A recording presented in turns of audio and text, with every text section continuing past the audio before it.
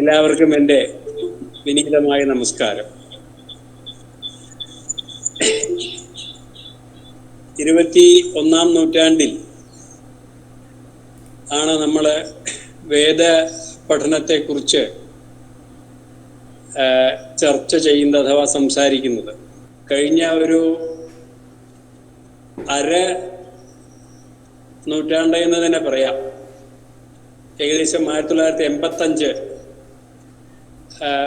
അതിനു മുമ്പ് തന്നെ ഈ വേദപഠനത്തിൻ്റെ മേഖലയിൽ എനിക്ക് പ്രവർത്തിക്കാൻ ഇട കിട്ടിയിട്ടുണ്ട്, സൗകര്യം കിട്ടിയിട്ടുണ്ട്, സാഹചര്യം ഉണ്ടായിട്ടുണ്ട്. 80കളിൽ തൃശ്ശൂർ ബ്രഹ്മസ്വം മഠത്തിൽ OMC നാരായണ നമ്പൂതിരിപ്പാട് അതിൻ്റെ പ്രസിഡന്റ് ആയിരിക്കുമ്പോൾ അദ്ദേഹം കൊണ്ടുവന്ന ഒരു മഹത്തായ ആശയം ഉണ്ടായിരുന്നു. International correspondence course in Rigveda. ഋഗ്വേദത്തിൽ ഒരു ഇന്റർനാഷണൽ കറസ്പോണ്ടൻസ് കോഴ്സ് നടത്തുക. OMC വളരെ വലിയ കവിയും പണ്ഡിതനും ആധുനിക ചിന്തകൾ ഉള്ള ആളും സാമൂഹ്യ പരിഷ്കർത്താവും ഋഗ്വേദ ഭാഷാഭാഷ്യത്തിൻ്റെ കർത്താവും ഒക്കെയാണ് നമുക്കറിയാം. അന്ന്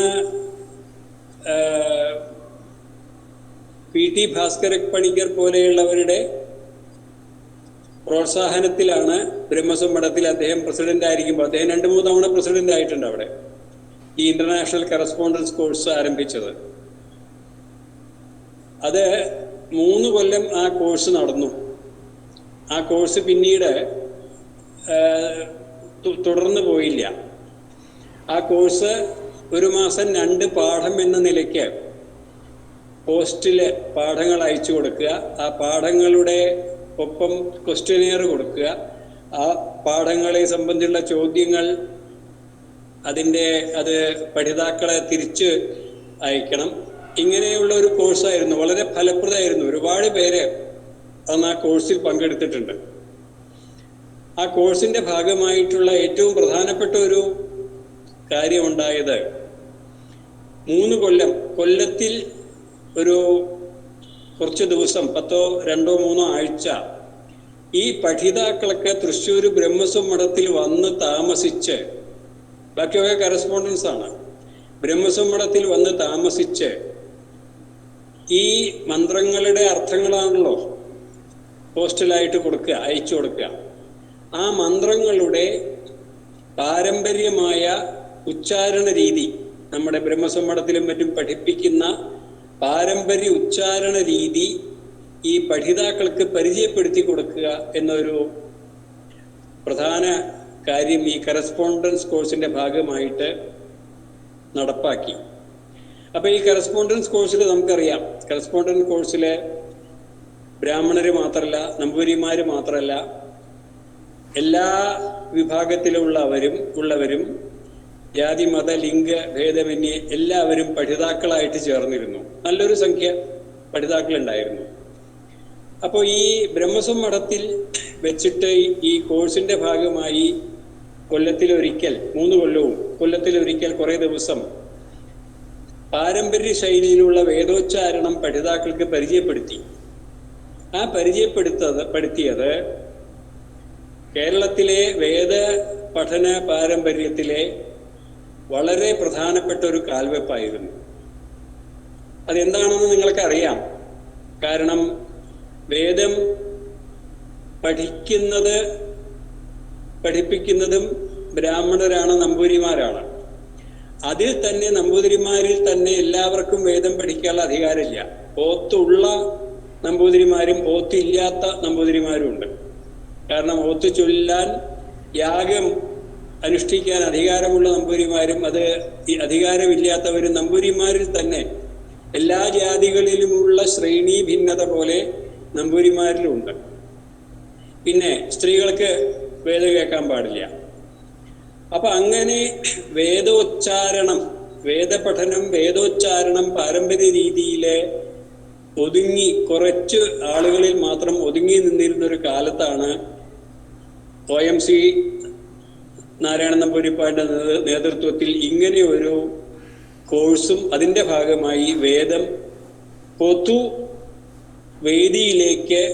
അവതരിപ്പിക്കപ്പെടുകയും ചെയ്തത്. ശരിക്കും പറഞ്ഞാൽ കേരളത്തിൽ വേദോച്ചാരണം ആദ്യമായിട്ട് സെക്കുലറായിട്ട് ജാതിമത ലിംഗഭേദമന്യേ വേദോച്ചാരണം അവതരിപ്പിച്ചത് ഈ 80കളിൽ ഈ ഇന്റർനാഷണൽ കറസ്പോണ്ടൻസ് കോഴ്സിന്റെ ഭാഗമായിട്ടാണ്. അതൊരു വലിയ കാൽവെപ്പായിരുന്നു. ഒരു തരത്തിൽ പറഞ്ഞാൽ വേദപഠനത്തിന്റെ കേരളീയ പരിസരത്തിലെ നവോത്ഥാനം എന്ന് തന്നെ അതിനെ വേണമെങ്കിൽ നമുക്ക്, നവോത്ഥാനത്തിന്റെ ആരംഭം എന്ന് തന്നെ വേണമെങ്കിൽ നമുക്കതിനെ പരിചയപ്പെടുത്താം.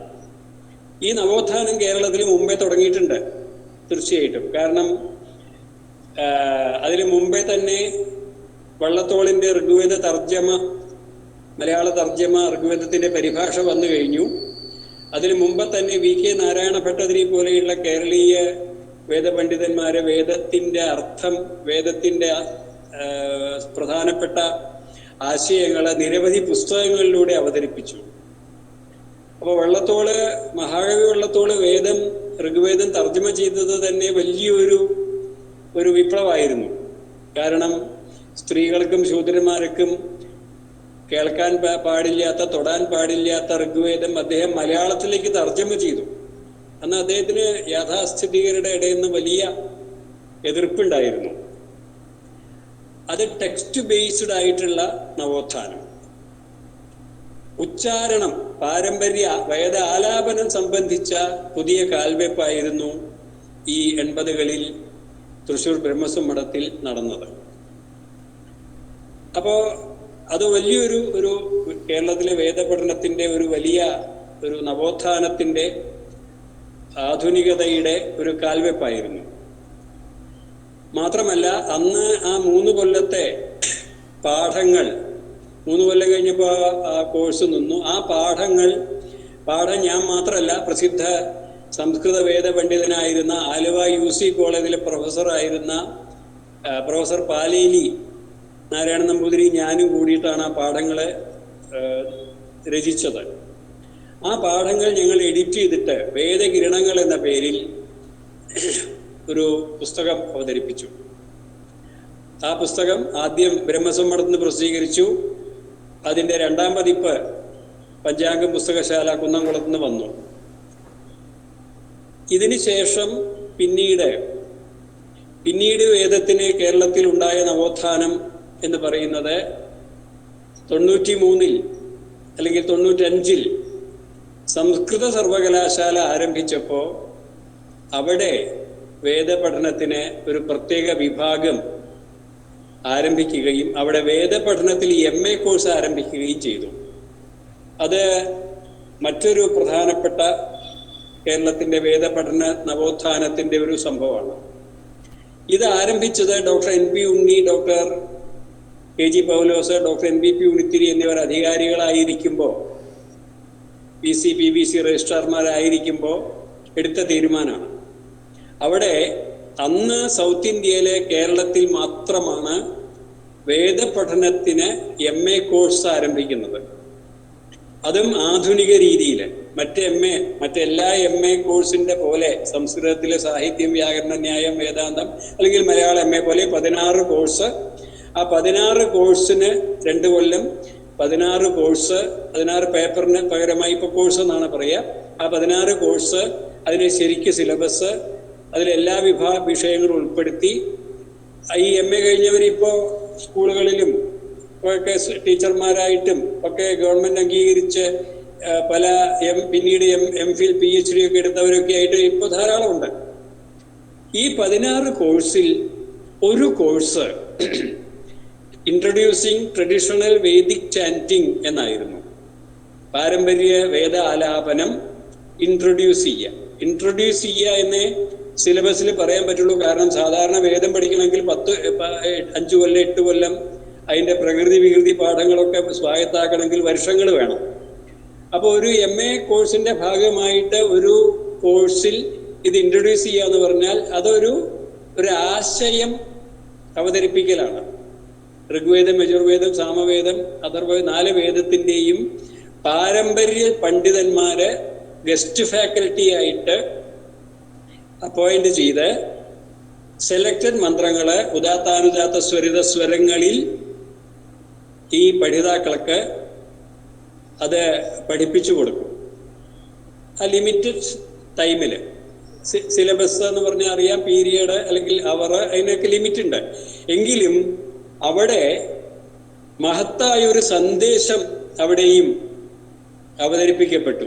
കാരണം ഈ MA ചേരുന്നവര് ജോസഫ് ഉണ്ടാവും, ഔസേപ്പ് ഉണ്ടാവും, ജോർജ് ഉണ്ടാവും, പെൺകുട്ടികൾ ഉണ്ടാവും, എല്ലാ തരത്തിലുള്ള ആളുകളും ഉണ്ടാവും, എല്ലാ തരത്തിലുള്ള വിദ്യാർത്ഥികളും ഉണ്ടാവും. ഈ ഏത് തരത്തിലുള്ള വിദ്യാർത്ഥികൾക്കും പാരമ്പര്യ വേദ പഠനം, വേദ ആലാപനം അത് പഠിപ്പിക്കുക എന്നുള്ള മഹത്തായ ഒരു ആശയത്തിൻ്റെ ഒരു സഫലീകരണം ഈ കോഴ്സിന്റെ ഭാഗമായിട്ടുണ്ടായി. ഇതൊക്കെ കേരളത്തിലെ വലിയ മുന്നേറ്റങ്ങളാണ്. ഇത് ഇപ്പോഴും കേരളത്തിന് പുറത്ത് തമിഴ്നാട്ടിലോ മറ്റേതെങ്കിലും സ്ഥലത്തോ പാരമ്പര്യ വേദ പണ്ഡിതന്മാരെ വേദം പബ്ലിക്കിൽ ചൊല്ലണം എന്ന് പറഞ്ഞാൽ അവര് അതിന് സമ്മതിക്കില്ല. കാരണം കുളിച്ച് ശുദ്ധമായി അല്ലെങ്കിൽ അങ്ങനെയുള്ള അന്തരീക്ഷത്തിൽ മറ്റുള്ളവർ വേദം കേൾക്കാൻ പാരമ്പര്യമായി കേൾക്കാൻ പാടില്ലാത്തവർ കേൾക്കാൻ പറ്റാത്ത രീതിയിൽ അങ്ങനെയുള്ള ഒരു ട്രഡീഷണൽ രീതിയിൽ മാത്രമേ ഇപ്പോഴും പല സ്ഥലത്തും വേദം ആലാപനം അവതരിപ്പിക്കുള്ളൂ. അപ്പൊ അത് കേരളത്തിലെ വലിയൊരു മുന്നേറ്റമാണ്. കേരളത്തിന്റെ എന്താ പറയുക, നവോത്ഥാന മനസ്സ്, കേരളത്തിന്റെ ആധുനികത ഉൾക്കൊള്ളുന്ന മനസ്സ് ആണ് ഇതിന് എല്ലാ തരത്തിലും സപ്പോർട്ട് ചെയ്തത്. അത് രണ്ടാമത്തെ ഘട്ടം. പിന്നീട് കടവല്ലൂർ അന്യോന്യം നിങ്ങളെല്ലാവരും കേട്ടിരിക്കും. തൃശ്ശൂര് തിരുനാവായ ഋഗ്വേദ ഗ്രൂപ്പുകൾ ഒന്നിച്ച് എല്ലാ കൊല്ലവും വൃശ്ചിക മാസം 1-ാം തീയതി നവംബർ മിഡിലായിട്ട് കുന്നംകുളത്ത് അടുത്തുള്ള കടവല്ലൂർ ശ്രീരാമസ്വാമി ക്ഷേത്രത്തിൽ ഒന്നിച്ച് ചേർന്ന് അവർ പരസ്പരം വേദാലാപനത്തിൽ ഹയർ എക്സാമിനേഷൻസ്, വലിയ പരീക്ഷകൾ നടത്തും. അത് വലിയൊരു ഇവൻ്റാണ്. അതിന് നൂറ്റാണ്ടുകളുടെ പഴക്കമുണ്ട്.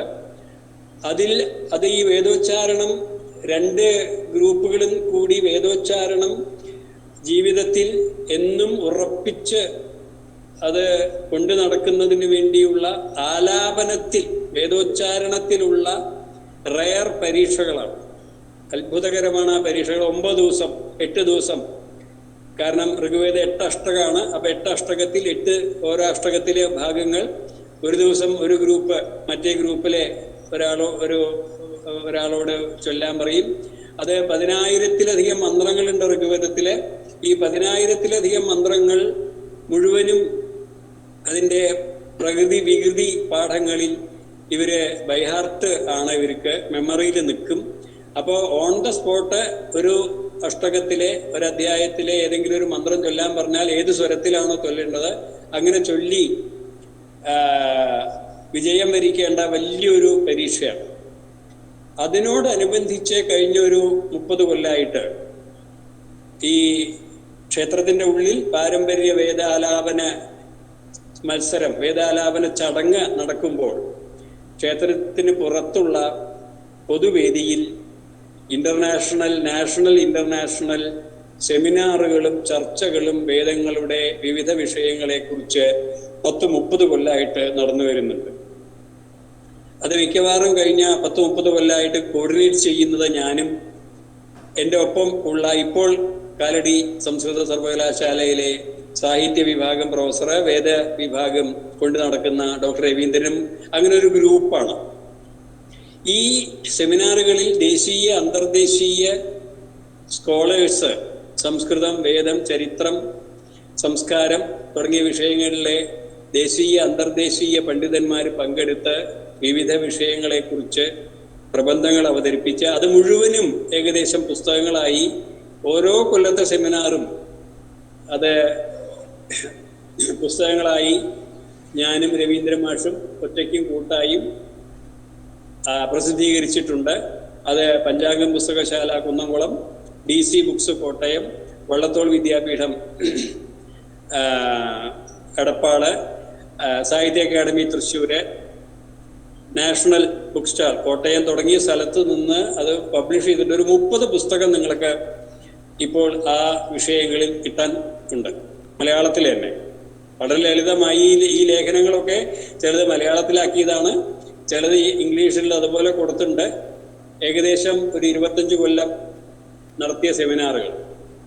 അപ്പോൾ ഇങ്ങനെ ഒരു അന്തരീക്ഷം കേരളത്തിൽ വേദപഠനത്തിന് ഇന്ന് കൈവന്നിട്ടുണ്ട്. അത് നമ്മുടെ എല്ലാവരുടെയും ഒരു കൂട്ടായ പ്രവർത്തനത്തിൻ്റെ ഒരു ഫലമാണ്. മാത്രമല്ല കേരളീയരുടെ ആധുനികതയുടെ നവോത്ഥാനത്തിൻ്റെ ജനാധിപത്യ ബോധത്തിൻ്റെ മോഡേണിറ്റിയുടെ അവബോധത്തിൻ്റെ ഒരു ഫലം കൂടിയാണ് എന്ന് നമുക്ക് പ്രത്യേകം തിരിച്ചറിയേണ്ടതുണ്ട്. അങ്ങനെ ഇപ്പോൾ കേരളത്തിൽ ഒരു 30-40 കൊല്ലമായിട്ട് വേദപഠനത്തിൻ്റെ ഒരു വെരി ഫെർട്ടൈൽ, വളരെ ഫലഭൂയിഷ്ഠമായ വെരി ഫെർട്ടൈലായിട്ടുള്ള ഒരു അന്തരീക്ഷം ഉണ്ടായിട്ടുണ്ട്. അതിൻ്റെ പശ്ചാത്തലത്തിലാണ് ഈ വിഷയം ഞാനിവിടെ അവതരിപ്പിക്കുന്നത്. ഇത് കേരളത്തിൽ മാത്രമല്ല, ഇന്ത്യയിലും ലോകത്തിലും ഈ പാരമ്പര്യ വേദ ആലാപനത്തിൻ്റെ ഒരു പ്രത്യേകത, അത് പഠിപ്പിക്കാൻ ഒരവസരം കിട്ടി എന്നുള്ള, അല്ലെങ്കിൽ അത് പഠിപ്പിക്കാനുള്ള ഒരു മുന്നേറ്റം ഉണ്ടായി എന്നുള്ളത് ഒരു സവിശേഷ ഘടകമാണ്. പക്ഷെ ഇപ്പം അതൊക്കെ എല്ലാവരും കേരളത്തിന് പുറത്തും ഇങ്ങനെയൊക്കെ ചെയ്യണം, ഇങ്ങനെയൊക്കെ ചെയ്താലേ വേദത്തിൻ്റെ ആധുനിക കാലഘട്ടത്തിൽ വേദത്തിൻ്റെ പ്രസക്തി നിലനിൽക്കൂ എന്നൊക്കെയുള്ള രീതിയിലുള്ള അവബോധം, അത്തരത്തിലുള്ള ചിന്തകൾ ഇപ്പോൾ എല്ലാ സ്ഥലത്തും ഉണ്ടായി തുടങ്ങിയിട്ടുണ്ട്. ഒരു പക്ഷേ നമ്മുടെ കേരളത്തിലെ ഈ പ്രവർത്തനങ്ങളൊക്കെ അതിനൊക്കെ സഹായമായിട്ട് വന്നിട്ടുണ്ടാവും. മാത്രമല്ല, നിങ്ങൾക്കറിയാം, 1998 വേദ ആലാപനത്തെ UNESCO intangible heritage of humanity ആയി അംഗീകരിച്ചു. അന്ന് ആദ്യത്തെ ഘട്ടത്തിലെ വേദാലാപനം, വേദം, കൂടിയാട്ടം, രാംലീല 3 വിഭാഗങ്ങളാണ് UNESCO intangible heritage of humanity ആയിട്ട് അംഗീകരിച്ചത്. പിന്നീട് ഇപ്പോൾ നമ്മുടെ മുടിയേറ്റ പോലെയുള്ളത് പല കലാരൂപങ്ങളും പിന്നീട് അതിലേക്ക് ചേർത്തിട്ടുണ്ട്. ആദ്യം 98 ഇന്ത്യയിൽ നിന്ന് ഈ 3 അവതരണങ്ങളാണ്: വേദം, കൂടിയാട്ടം, രാംലീല. അന്ന് 98 യുനെസ്കോ, അത് വലിയൊരു പ്രവർത്തനമായിരുന്നു. ഡോക്ടർ സുധാ ഗോപാലകൃഷ്ണൻ, അന്ന് NMM നാഷണൽ മിഷൻ ഫോർ മാൻസ്ക്രിപ്റ്റ്സിൻ്റെ ഡയറക്ടറായിരുന്ന ഡോക്ടർ സുധാ ഗോപാലകൃഷ്ണനും അവരുടെ കഠിനമായ പ്രയത്നം, അടൂർ ഗോപാലകൃഷ്ണൻ ഒക്കെ സഹകരിച്ചിട്ട് അതിനുള്ള പ്രപ്പോസൽ കൊടുക്കുക, യുനെസ്കോയിലെ ഇതിനുള്ള പ്രപ്പോസൽ കൊടുക്കുക എന്നുള്ളത് വളരെ സ്കിൽഫുള്ളായിട്ട് ചെയ്യേണ്ട, വളരെ സൂക്ഷ്മമായും സമർത്ഥമായും ചെയ്യേണ്ട കാര്യമാണ്. 2ൻ്റെയും പ്രപ്പോസൽ ഉണ്ടാക്കി അതിൻ്റെ അതിൻ്റെ പ്രോജക്റ്റിൻ്റെ കൂടെ അതിൻ്റെ CD സമർപ്പിക്കണം. കൂടിയാട്ടത്തിൻ്റെ CD വേണം, വേദത്തിൻ്റെ. അത് ഡോക്ടർ സുധാ ഗോപാലകൃഷ്ണൻ, അടൂർ ഗോപാലകൃഷ്ണനൊക്കെ കൂടിയിട്ട് വലിയൊരു skilful, very sincere, very dedicated, very difficult ഒരു പ്രവർത്തനമായിരുന്നു. അത് വിജയിച്ചു. അതിൻ്റെ പശ്ചാത്തലത്തിൽ യുനെസ്കോ വേദപഠനം ഇൻടാഞ്ചിബിൾ ഹെറിറ്റേജ് ഓഫ് ഹ്യൂമാനിറ്റിയെ അംഗീകരിച്ചപ്പോൾ ഇന്ത്യ ഗവൺമെൻറ്റും ഒരുപാട് ഫണ്ടുകൾ ഇതിൻ്റെ പ്രൊമോഷന് വേണ്ടി ഗുരുകുലങ്ങൾക്ക് കൊടുത്തു. ആദ്യത്തെ ഇതിനു വേണ്ട ഫണ്ട് അലോക്കേറ്റ് ചെയ്യുന്ന കൾച്ചറൽ ഡിപ്പാർട്ട്മെൻറ്റിൻ്റെ ഒരു സമിതിയിൽ ഞാൻ മെമ്പറായിരുന്നു. കേരളത്തിൽ നിന്ന്, പൂനെയിൽ നിന്ന് ഡോക്ടർ ഭാഗ്യലത പടസ്കർ പോലെയുള്ള 2-3 വേറെ മെമ്പർമാരുണ്ടായിരുന്നു. അന്ന് നമ്മുടെ മലയാള സർവകലാശാല വൈസ് ചാൻസലറായി വിരമിച്ച ശ്രീ ജയകുമാർ കേന്ദ്രത്തിലെ സാംസ്കാരിക വകുപ്പ് സെക്രട്ടറി ആയിരുന്നു. അദ്ദേഹത്തിൻ്റെ കീഴിൽ ആണ് ഈ മീറ്റിങ്ങുകൾ കൂടി അനവധി നല്ലൊരു ഫണ്ട് ഇന്ത്യയിലെ എല്ലാ സ്ഥലത്തേക്കും വേദപഠനത്തിൻ്റെ ഗുരുകുലങ്ങൾക്ക് കൊടുത്തു. അതിൻ്റെ കൂടെ ഈ കേരളത്തിലും കിട്ടിയിട്ടുണ്ട്. അപ്പോൾ അതൊക്കെ നമുക്ക് നന്നായിട്ട് ചെലവഴിക്കാനും സാധിച്ചു.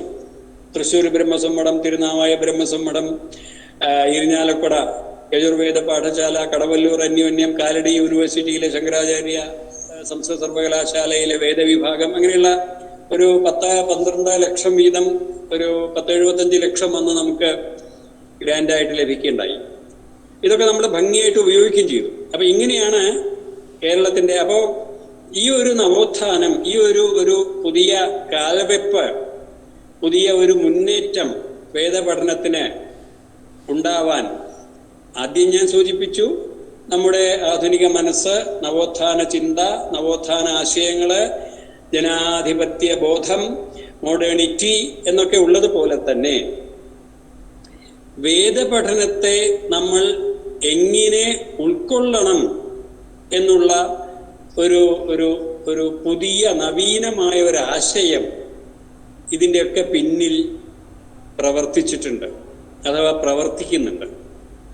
അതാണ് നമുക്ക് ഇന്ന് വേദപഠനത്തിൻ്റെ ഇന്നത്തെ പ്രസക്തി എന്ന് പറഞ്ഞിട്ട് നമുക്ക് ഉൾക്കൊള്ളേണ്ട, മനസ്സിലാക്കേണ്ട കാര്യം. അതെന്താണെന്ന് വെച്ചാൽ നമുക്കറിയാം. ഇപ്പോൾ ഡോക്ടർ വെളുത്താട്ട് കേശവനും MGS നാരായണനും ഒക്കെ നമ്മുടെ കേരളത്തിൻ്റെ പ്രാചീന പാരമ്പര്യങ്ങളെ കുറിച്ചൊക്കെ ധാരാളം പുസ്തകങ്ങൾ, ആധികാരിക പുസ്തകങ്ങൾ എഴുതിയിട്ടുണ്ട്. MGSന്റെ പെരുമാൾസ് ഓഫ് കേരള, കേശവൻ വെളുത്താട്ടിൻ്റെ ബ്രാഹ്മിൻ സെറ്റിൽമെന്റ്സ് ഓഫ് കേരള ഒക്കെ ആധികാരിക ഗ്രന്ഥങ്ങളാണ്. ഒരു കാലഘട്ടത്തിൽ ഞാൻ നേരത്തെ സൂചിപ്പിച്ച പോലെ വേദം എന്ന് പറഞ്ഞാൽ അതിൻ്റെ ആലാപനം, അതിൻ്റെ ഉച്ചാരണം എന്ന് മാത്രമായി തെറ്റിദ്ധരിപ്പിക്കപ്പെട്ടു, അല്ലെങ്കിൽ അതിൽ ഒതുങ്ങിയത്. വാസ്തവത്തിൽ അത് അങ്ങനെയല്ല. വേദം എന്ന് പറഞ്ഞാൽ വേദങ്ങള്, ഋഗ്വേദം, യജുർവേദം, സാമവേദം, അഥർവവേദം, അത് ഉച്ചാരണം അതിൻ്റെ വളരെ പ്രധാനപ്പെട്ട ഘടകമാണ്. അത് യാതൊരു സംശയമില്ല. ഉച്ചാരണത്തിലൂടെയാണ് ആ ടെക്സ്റ്റ് നിലനിന്നത്. തലമുറയായിട്ട് വളരെ വലിയൊരു ട്രഡീഷനാണ് അത്. പക്ഷെ അതേപോലെ തന്നെ വേദങ്ങൾ കഴിഞ്ഞാൽ ബ്രാഹ്മണങ്ങൾ, ആരണ്യങ്ങൾ, ഉപനിഷത്തുക്കൾ കഴിഞ്ഞാൽ വേദാംഗങ്ങൾ മുതൽക്ക് അതിൻ്റെ ഒരു അർത്ഥചിന്തയിലേക്ക് കൂടി പോകേണ്ടതാണ് എന്നുള്ള വളരെ പ്രധാനപ്പെട്ട ഒരു ആശയം അവിടെ കിടക്കുന്നുണ്ട്. പക്ഷേ പല കാരണങ്ങളെ കൊണ്ട് ആ അർത്ഥചിന്തയിലേക്ക് പോകാൻ ഉള്ള അവസരം, അല്ലെങ്കിൽ പോകുക എന്നുള്ളത് നടന്നില്ല. അങ്ങനെയാണ് ഈ വേദപഠനം ആലാപനത്തിൽ മാത്രം ഒതുങ്ങി നിന്നത്. ആലാപനത്തിൽ മാത്രം ഒതുങ്ങി നിന്നു ഒരു ഘട്ടത്തിൽ. പിന്നെ ഞാൻ നേരത്തെ സൂചിപ്പിച്ച പോലെ നമ്പൂരിമാരിൽ മാത്രം അത് ഒതുങ്ങി നിർത്തി. ഇതിൽ നിന്ന്, ഈ ആലാപനത്തിൽ നിന്ന് അല്ലെങ്കിൽ അതിൻ്റെ ഉച്ചാരണത്തിൽ നിന്ന് വിട്ടിട്ട് അതിൻ്റെ അർത്ഥതലങ്ങളിലേക്ക് കൂടി പ്രവേശിക്കുമ്പോൾ, അല്ലെങ്കിൽ അതിൻ്റെ ആശയതലത്തിലേക്ക് പ്രവേശിക്കുമ്പോൾ വേദങ്ങൾ അതിമഹത്തരങ്ങളായ ആശയങ്ങളെ ഉൾക്കൊള്ളുന്ന ഗ്രന്ഥങ്ങളാണ് എന്ന് നമുക്ക് മനസ്സിലാക്കാൻ സാധിക്കുന്ന തരത്തിൽ സമ്പന്നമാണ് അതിലെ അർത്ഥതലം, ആശയതലം. അത് ഇന്ന് ഇപ്പോൾ കേരളത്തിലും ഇന്ത്യയിലും വിദേശ രാഷ്ട്രങ്ങളിലും ഒക്കെ ഉള്ള യൂണിവേഴ്സിറ്റികളിൽ വളരെ ഫലവത്തായ, ഫ്രൂട്ട്ഫുള്ളായ പഠന ഗവേഷണങ്ങൾക്ക് വിഷയമായി കൊണ്ടിരിക്കുന്നുണ്ട്. വേദത്തിലെ ആശയങ്ങളെ ഋഗ്വേദം, യജുർവേദം, സാമവേദം, അഥർവവേദം, അതുപോലെ ബ്രാഹ്മണങ്ങള്, ആരണ്യങ്ങള്, ഉപനിഷത്തുക്കള്, വേദാംഗങ്ങള്, ഇത്രയാണ് വേദസാഹിത്യം എന്ന് പറയുക. ഇത്രയും ഗ്രന്ഥങ്ങൾ, അതിനെ അനവധി നൂറുകണക്കിന് ഗ്രന്ഥമുണ്ട്. സംഹിതകള്, ബ്രാഹ്മണങ്ങള്, ആരണ്യങ്ങള്, ഉപനിഷത്തുക്കള്, 6 വേദാംഗങ്ങള്. ഇവയാണ് നമ്മള് വേദസാഹിത്യം എന്ന് പൊതുവെ പറയാം. ചിലര് ഉപവേദങ്ങളെ കൂടി ഇതിലേക്ക് പെടുത്തും. ഉപവേദങ്ങളെ ഇതിലേക്ക് പെടുത്തേണ്ട കാര്യമില്ല. അത് പിന്നീട് ഉപവേദങ്ങൾ എന്ന പേര് കൊടുത്തുണ്ടായതാണ്. അത് ക്ലാസിക്കൽ ലിറ്ററേച്ചറിൽ പെടുന്നതാണ് കൂടുതൽ ഉചിതം. ഉപവേദങ്ങൾ എന്ന് പറഞ്ഞാൽ ആയുർവേദം, ധനുർവേദം വെപ്പണോളജി, സ്ഥാപത്യവേദം ബിൽഡിംഗ് കൺസ്ട്രക്ഷൻ, നാട്യവേദം, ഗാന്ധർവവേദം സയൻസ് ഓഫ് മ്യൂസിക്. ഈ 5 ഉപവേദം എന്ന് പറഞ്ഞിട്ട് ഉൾപ്പെടുത്തുക. അത് പക്ഷേ ഉപവേദങ്ങളെ ഇതിലേക്ക് വേദസാഹിത്യത്തിലേക്ക് ബന്ധപ്പെടുത്തേണ്ട കാര്യമില്ല. മറ്റത് 10: സംഹിത, ബ്രാഹ്മണം, ആരണ്യകം, ഉപനിഷത്ത്, 6 വേദാംഗങ്ങൾ, ശിക്ഷ, വ്യാകരണം, നിരുക്തം, ജ്യോതിഷം, ഛന്ദസ്, കൽപ്പം. 6 വേദാംഗങ്ങളും സംഹിത, ബ്രാഹ്മണം, ആരണ്യകം, ഉപനിഷത്ത് 4 കൂടി 10. ഈ ടെക്സ്റ്റുകൾ തന്നെ, ഈ ടെക്സ്റ്റുകൾക്ക് പലതരത്തിലും ഐഡന്റിറ്റി ഉണ്ട്. വേദിക് കോർപ്പസ് എന്ന് നമുക്ക് പറയാം. വേദ സാഹിത്യം അല്ലെങ്കിൽ വേദ സാഹിത്യം എന്ന് പൊതുവെ 10. ഇത് തന്നെ ഓരോ വേദങ്ങൾക്കും ബ്രാഹ്മണങ്ങൾ കുറെണ്ണം, ആരണ്യങ്ങൾ കുറെണ്ണം, ഉപനിഷത്തുക്കൾ കുറെണ്ണം, ഓരോ വേദങ്ങൾക്കും ശിക്ഷകൾ വേറെ, വ്യാകരണം ഉണ്ട്, ജ്യോതിഷം, ഛന്ദസ്, കൽപ്പം തന്നെ 4 തരത്തിലുണ്ട്. ധർമ്മസൂത്രം, ഗൃഹ്യസൂത്രം, ശുൽബസൂത്രം, അതുപോലെ ധർമ്മസൂത്രം. അപ്പൊ എത്ര ടെക്സ്റ്റാണ് ഈ 4 വിഭാഗങ്ങളിൽ, 4+6 10 വിഭാഗങ്ങളിൽ തന്നെ എത്ര ടെക്സ്റ്റാണ് ഉള്ളത്. ആ ടെക്സ്റ്റുകളെ അടിസ്ഥാനപ്പെടുത്തിയിട്ടുള്ള പഠനം അതിവിപുലമാണ്, വലിയ ഡയമെൻഷൻ ഉള്ളതാണ്. അത് ഇന്ന് നമ്മുടെ കേരളത്തിലെയും ഇന്ത്യയിലെയും വിദേശത്തെയും സർവകലാശാലകളിൽ ഇതിൻ്റെ പഠനങ്ങൾ ആധുനിക വിജ്ഞാനങ്ങളുമായി ബന്ധപ്പെട്ട്, ആധുനിക വിജ്ഞാനങ്ങൾ എന്ന് വെച്ചാൽ ഇതുമായി ബന്ധപ്പെടുത്താവുന്ന ആധുനിക വിജ്ഞാനങ്ങളുമായി ബന്ധപ്പെട്ട് വളരെ ഫലപ്രദമായിട്ട് നടക്കുന്നുണ്ട്. ചരിത്രം, ഹിസ്റ്ററി, സാമൂഹ്യശാസ്ത്രം, സോഷ്യൽ സയൻസ്, ആന്ത്രപ്പോളജി, നരവംശാസ്ത്രം, സൈക്കോളജി, മനഃശാസ്ത്രം, ഫിലോസഫി, തത്വചിന്ത, അതുപോലെ ഉള്ള ഏറ്റവും ആധുനികമായ എക്കോളജി, എൻവയോൺമെന്റൽ സ്റ്റഡീസ്, പരിസ്ഥിതി പഠനം, പാരിസ്ഥിതിക പഠനം, ഏറ്റവും മോഡേണായ ദളിത് പഠനം, സ്ത്രീ പഠനം, ദളിത് പഠനം പോലെയുള്ള മേഖലകളിലേക്ക് പോലും വളരെ പ്രധാനപ്പെട്ട, പ്രാചീന ഭാരതത്തിൽ സ്ത്രീകളുടെ സ്ഥാനം എന്തായിരുന്നു, ഋഗ്വേദ കാലത്ത് എന്തായിരുന്നു, സംഹിത കാലത്ത്, സംഹിത എന്ന് വെച്ചാൽ മന്ത്രങ്ങളുടെ കാലത്ത് എന്തായിരുന്നു, അന്ന് സ്ത്രീകൾക്ക് ഒക്കെ വേദം പഠിക്കാനും ഒക്കെയുള്ള ഒരു അവസരം ഉണ്ടായിരുന്നു എന്നാണ് നമ്മളെ പല മന്ത്രങ്ങളിൽ നിന്നും മനസ്സിലാക്കുന്നത്. പക്ഷേ സ്മൃതി കാലത്ത് അല്ലെങ്കിൽ ധർമ്മശാസ്ത്രങ്ങളുടെ കാലത്ത് പെട്ടെന്ന് അത് നിഷേധിക്കപ്പെട്ടു. പിന്നീട് അത് തുടർന്നത് സ്ത്രീകൾക്കുള്ള വളരെ പല വിലക്കുകൾക്കും, പലതരത്തിലുള്ള വിലക്കുകൾക്കും അസ്വാതന്ത്ര്യങ്ങൾക്കും കാരണമായി. അപ്പോ സ്ത്രീ പഠനം എന്നൊരു മേഖല ഞാൻ പറഞ്ഞു എന്നുള്ളൂ. ഈ ഞാൻ പറഞ്ഞ anthropology, philosophy, psychology, sociology, history തുടങ്ങിയിട്ടുള്ള എല്ലാ ആധുനിക വിഷയങ്ങൾ പിന്നെ അങ്ങനെയുള്ള എല്ലാ വിഷയങ്ങളിലേക്കും ഒരുപാട് ആശയങ്ങൾ സപ്ലൈ ചെയ്യാവുന്ന ഘടകങ്ങൾ. ഇപ്പൊ സ്ത്രീ പഠനത്തിലെ ഏറ്റവും പ്രധാനപ്പെട്ട ഒരു വലിയ സ്കോളറാണ് അൾട്ടേക്കർ, A.S. അൾട്ടേക്കർ. 70കളിലും 80കളിലും അൾട്ടേക്കറിയൻ ആശയങ്ങൾ A.S. Altekar, women in ancient India, women in Vedic age എന്നൊക്കെ പറഞ്ഞ അദ്ദേഹത്തിന്റെ ഗംഭീര പഠനങ്ങളുണ്ട്. A.S. അൾട്ടേക്കർ വളരെ ഡീപ്പ് സ്റ്റഡീസാണ്. അതൊക്കെ കഴിഞ്ഞിട്ട് ഇപ്പൊ മറ്റേ കുങ്കും റോയ്, ഡൽഹി സർവകലാശാല JNUവിലെ പ്രൊഫസറായിരുന്ന കുങ്കും റോയുടെ അതിബൃഹത്തായൊരു പുസ്തകം വന്നിട്ടുണ്ട്. വളരെ the power of gender of power, വളരെ ഗംഭീരമാണ് പുസ്തകം. അപ്പൊ അതിലൊക്കെ തന്നെ വേദിക് മറ്റേ കാലഘട്ടത്തിലെ അല്ലെങ്കിൽ ഈ ടെക്സ്റ്റുകളിലെ ഒക്കെ ബേസ് ചെയ്തുകൊണ്ട് സ്ത്രീകളുടെ നില എന്തായിരുന്നു, സ്ഥാനം എന്തായിരുന്നു, സ്മൃതികളിലേക്കൊക്കെ എത്തുമ്പോൾ, അതിൻ്റെ വ്യാഖ്യാനങ്ങളിലേക്കൊക്കെ എത്തുമ്പോൾ അവരുടെ സ്വത്തവകാശം, അവരുടെ പിണ്ടാവകാശം തുടങ്ങിയിട്ടുള്ള ഒരുപാട് നിയമ സംഹിതകളിലേക്ക് കൂടി പോകുന്ന തരത്തിൽ. അപ്പൊ ഞാൻ പറഞ്ഞു വന്നത്, ഇതിൻ്റെ ആശയതലത്തിലേക്ക് എത്തുമ്പോൾ ഇതിൻ്റെ പഠനം, വേദഗ്രന്ഥങ്ങളുടെ പഠനം മൾട്ടി ഡയമെൻഷനിലാണ് എന്നർത്ഥം, അതിവിപുലമാണ്.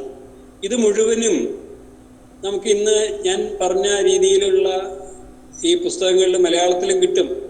ഇംഗ്ലീഷിൽ ഇഷ്ടം പോലെ ഉണ്ട്. മലയാളത്തിൽ ഞാൻ ഏകദേശം 30 കൊല്ലം നടന്ന കടവല്ലൂർ അന്യോന്യത്തിൻ്റെ സെമിനാറുകളിൽ ഈ വിഷയങ്ങളൊക്കെ ചർച്ച ചെയ്തിട്ടുണ്ട്. കേരളത്തിലെയും ഇന്ത്യയിലെയും പലപ്പോഴും ഫോറിനിലെയും പണ്ഡിതന്മാർ, ഫോറിൻ സ്കോളേഴ്സൊക്കെ പല കൊല്ലങ്ങളിലും പങ്കെടുക്കാറുണ്ട്. അവരൊക്കെ ലേഖനങ്ങൾ നമ്മൾ ഇതിൽ ക്രോഡീകരിച്ചിട്ടുണ്ട്. ഇതിൻ്റെ വേദപഠനത്തിൻ്റെ ആശയ തലത്തിലുള്ള പഠനത്തിൻ്റെ ഗൗരവവും വൈവിധ്യവും നിങ്ങൾക്ക് ആ പുസ്തകങ്ങൾ ശേഖരിച്ച് വായിക്കാവുന്നതാണ്. മാത്രമല്ല 2014 കോഴിക്കോട്ട് വെച്ചിട്ടൊരു ഇൻ്റർനാഷണൽ വേദിക് വർക്ക്ഷോപ്പ് നടത്തേണ്ടായി. International Vedic workshop. ആ ഇൻ്റർനാഷണൽ വേദിക് വർക്ക്ഷോപ്പ് 5 കൊല്ലം കൂടുമ്പോൾ നടത്തുന്നതാണ്. ഒരു ഇൻ്റർനാഷണൽ സാൻസ്ക്രിറ്റ് വേദിക് സ്കോളേഴ്സിൻ്റെ ഒരു സമിതി ആണ് നടത്തുന്നത്. അത് കേരളത്തിൽ കോഴിക്കോട്ട് വെച്ചാണ് നടത്തിയത്. അതിൽ ഇൻ്റർനാഷണൽ സമിതിയിൽ മറ്റേ പ്രൊഫസർ സ്റ്റാളിൻ്റെ ശിഷ്യനായ വിറ്റ്സല് തുടങ്ങിയിട്ടുള്ള സ്കോളേഴ്സാണ്.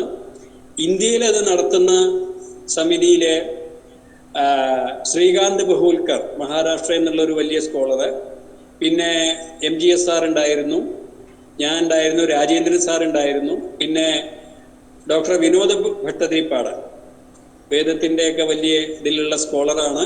മാത്രമല്ല അദ്ദേഹം വലിയൊരു എന്താ പറയുക, കമ്പ്യൂട്ടർ ക്രൈമിൻ്റെ വലിയൊരു ഡിറ്റക്ടറാണ്. ഞങ്ങൾ 5 ആൾ കൂടിയിട്ട് ആണ് 4 ദിവസത്തെ സെമിനാർ നടത്തിയത്. ആ സെമിനാറിൽ ഈ ലോകത്തിലെ 30 രാജ്യങ്ങളിൽ നിന്ന് ഉള്ള 10-60 പണ്ഡിതന്മാർ പ്രബന്ധങ്ങൾ അവതരിപ്പിച്ചു. മൾട്ടി വിഷയങ്ങൾ, ഞാൻ ഈ സൂചിപ്പിച്ച രീതിയിലുള്ള ബഹുവിധ വിഷയങ്ങൾ. അത് പിന്നീട് ലിവിങ് ട്രഡീഷൻസ് ഓഫ് വേദാസ് എന്ന് പറഞ്ഞിട്ട് ഡൽഹിയിൽ നിന്ന് ന്യൂ ഭാരതീയ ബുക്ക് കോർപ്പറേഷനിൽ നിന്ന് 2 കൊല്ലം മുമ്പ് പ്രസിദ്ധീകരിച്ചിട്ടുണ്ട്. Living traditions of Vedas. ആ 4